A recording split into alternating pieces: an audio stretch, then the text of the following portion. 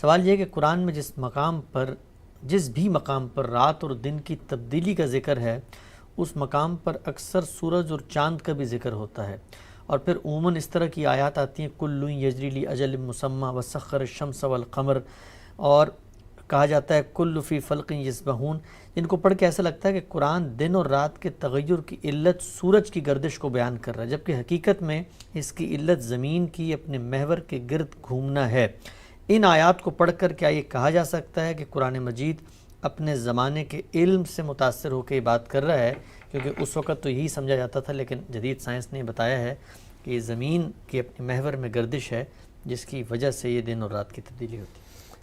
یہ کتنی دلچسپ بات ہے کہ خود یہ فرما رہے ہیں کہ ایسا لگتا ہے، یعنی یہ کس لفظ سے لگ رہا ہے؟ قرآن مجید میں سائنس نہیں بیان ہوتی، وہ تو ہمارے عمومی مشاہدے کو سامنے رکھ کر استدلال کرتا ہے۔ یعنی قرآن کا استدلال فطری استدلال ہے۔ فطری استدلال کا مطلب کیا ہے کہ ہمارے گرد و پیش میں جو عالم ہے، جو ہمارے تجربے میں آتا ہے، ہمارے مشاہدے میں آتا ہے اور بغیر کسی سائنسی مدد کے آتا ہے، اس کو بنائے استدلال بنایا جائے اور انسان کے اندر علم و عقل کے فیصلے کرنے کے لیے جو فیکلٹی رکھی گئی ہے اس کو سادگی سے کام کرنے دیا جائے۔ تو قرآن مجید کا طریقہ یہ ہے۔ تو اس میں تو ایسی کوئی بات نہیں، اس میں بس یہ بیان کیا گیا ہے کہ رات دن کا پیچھا کر رہی ہے، دن رات کا پیچھا کر رہا ہے، سورج کو دیکھتے ہو، چاند کو دیکھتے ہو، جس چیز کو بھی دیکھو ہر ایک اپنی ایک منزل کی طرف سرگرداں ہے۔ بس یہ ایک اجمالی بیان ہے، اس میں اس طرح کی کوئی چیز نہیں ہے، اور میں نے عرض کر دیا کچھ سائنسی بیان بھی نہیں ہے۔ ہمارے عام مشاہدے کو سامنے رکھ کر اللہ تعالیٰ اپنی قدرت کی طرف، اپنی حکمت کی طرف، اور جو کچھ انہوں نے اپنی اس قدرت اور حکمت سے ہمارے لیے فراہم کر دیا ہے اس کی طرف توجہ دلا رہے ہیں۔ ٹھیک، اچھا غم صاحب، ہم لوگ بھی تو آج کے زمانے میں بھی، حالانکہ اس وقت جو ایج آف ٹیکنالوجی اور ایج آف سائنس ہے اس میں بھی ہم کہہ رہے ہوتے ہیں سن رائز سن سیٹ، حالانکہ ہم سب جانتے ہیں نہ سورج نکلتا ہے نہ جاتا، سورج تو اپنی جگہ پر ہے، تو یہ بھی اس کی ایک مثال ہے۔ نہیں، دیکھیے بات یہ ہے کہ زبان عمومی مشاہدے پر بات کرتی ہے، اس میں ایسے ہی بات کی جائے گی۔ یعنی سائنسی انکشافات کے بعد کہ سورج کہیں غروب نہیں ہوتا، کیا ہم نے غروب کا لفظ زبان سے نکال دیا ہے؟ تو یہ ایک بڑی غلطی ہے کہ جب آپ چیزوں کو سائنسی لحاظ سے دریافت کر لیتے ہیں تو آپ یہ خیال کرتے ہیں کہ زبان کو اس کا تابع ہونا چاہیے۔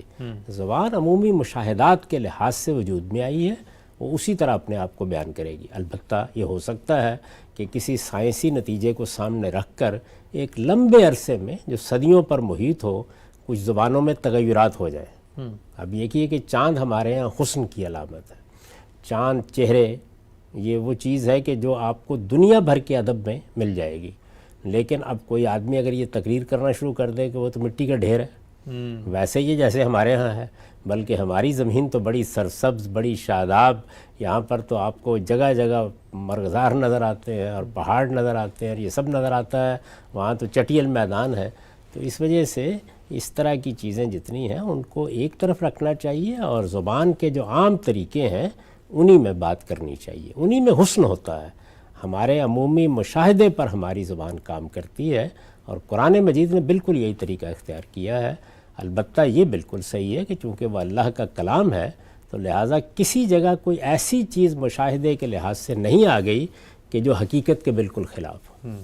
تاہم اسلوب بالکل وہی ہے کہ جو ایک عام آدمی دیکھ رہا ہوتا ہے۔ ہم دیکھ رہے ہیں کہ سورج بھی چل رہا ہے، چاند بھی چل رہا ہے، سب منازل طے کر رہے ہیں، زمین بھی گردش کر رہی ہے، تو یہ بات اصول میں کہہ دی کہ کل فی فلک یسبحون، ہر ایک اپنے اپنے ایک مدار میں تیرتا ہوا چل رہا ہے۔ یہ ایک وہ بیان ہے کہ جس بیان کے لیے کسی سائنسی مشاہدے کی ضرورت نہیں۔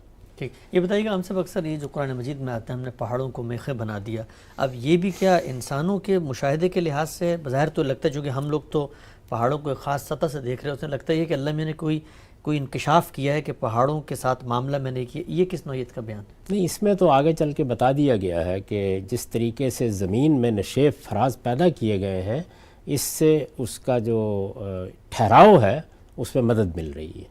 اب ظاہر ہے کہ یہ ایک ایسی چیز ہے کہ جس میں اللہ تعالیٰ نے ایک بیان کر دیا جیسے انسان کی تخلیق کو بیان کیا ہے۔ اب آپ تحقیق کریں اور اس کے اسلوب کو جاننے کی کوشش کرتے رہیں۔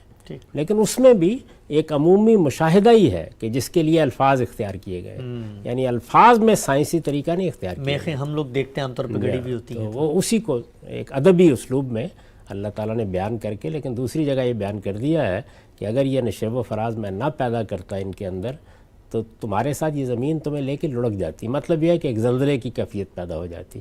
وہ اب ہمارے عمومی مشاہدے میں بھی یہ چیز آ گئی ہے کہ نیچے کی پلیٹوں میں حرکت ہوتی ہے تو اس کے نتیجے میں زمین ہلنا شروع ہو جاتی ہے. تو اوپر اگر فرض کر لیجئے کہ یہ صورتحال نہ ہوتی تو اس سے کیا تغیرات ہوتے وہ ہم نہیں جانتے، لیکن اللہ تعالیٰ نے بتایا ہے. اس پر مزید کام کرتے رہنا چاہیے. ایک اچھا اشارہ مل گیا، بس اس سے زیادہ کچھ نہیں. یہ کوئی سائنس کی کتاب نہیں ہے.